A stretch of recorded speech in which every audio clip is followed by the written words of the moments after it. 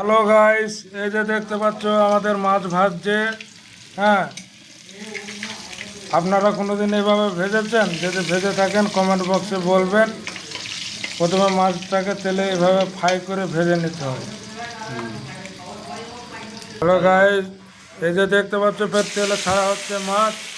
হ্যাঁ, আধার আধার লাগছে একটু। এভাবে তেলে ছাড়ার পরে এরকমভাবে হয়। এই যে দেখতেই পাচ্ছেন, এই যে দেখতে পাচ্ছ মাছগুলি ভাজা ভাজা হয়ে গেছে। এবারে একটু পাল্টি মেরে দেবো। হ্যাঁ, তারপরে ফের কিছুক্ষণ রেখে দেবো। এই যে দেখতে পাচ্ছ ভাজা ভাজা হতে চলেছে, আর কিছুক্ষণের মধ্যে নেমে নেবো। এই দেখো আবার লেড়ে দিচ্ছে। এই মুহূর্তে রাজু ভাই লেড়ে দিচ্ছে, ক্যামেরাম্যান। এই দেখো রাজু, আর কিছুক্ষণ পরে নামাবো। এই দেখো আমাদের রাঁধুনি নেমে নিচ্ছে, হয়ে গেছে এই মুহূর্তে।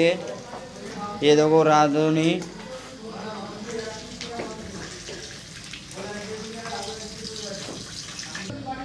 এই দেখো আমাদের রাঁধুনি এবার তেলে ভাজবে এই মুহূর্তে। এই দেখো রাঁধুনি এবার তেলে ভাজছে এই মুহূর্তে। এই দেখো তেলে ভাজছে। হাই গাইস, দেখতে পাচ্ছ আমাদের তেলে ভাজছে। হ্যালো গাইস, এই যে দেখতে পাচ্ছ এবার পাল্টি মেরে দেওয়া হবে মাছটাকে। হ্যাঁ, একটু বেশি করে ভাজছি, মাছ তো। এই যে দেখতে পাচ্ছ আলুগুনি ভাজা হয়ে গেছে মচমচি করে। এবার তেলে তুলে নেওয়া হবে। এমনি ছোট চাচ না তো, সেই জন্য তুলতে অসুবিধা হচ্ছে। একটা একটা করে তুলে নেওয়া হবে। এই যে দেখতেই পাচ্ছ এরকম মচমচি করে ভেজে নিতে হবে। এই যে দেখতে পাচ্ছ এবার তেলে পেঁয়াজগুলো দিয়ে দিলাম। হ্যাঁ, এবার হবে মানে আধার সব হয়ে গেছে।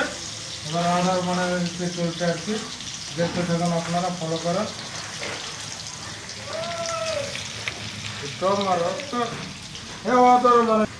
এই যে দেখতে পাচ্ছ এবার ঝালগুনি দিয়ে দিলাম। হ্যাঁ, একটু মচমচি করে নেড়ে নেড়ে ভাজা ভাজা করে নেব। পরে ফোনে দেখতে থাকো। এবার দিয়ে দেবো টমেটোটা। টমেটো দিয়ে হালকা নেড়ে নেবো তেলে। হ্যাঁ, দিয়ে করে আদা রসুন দেওয়া হচ্ছে, বুঝলে। এবার তরকারিটাকে রাঁধবো, খেয়ে দিয়ে আমরা ডিউটি বেরোবো।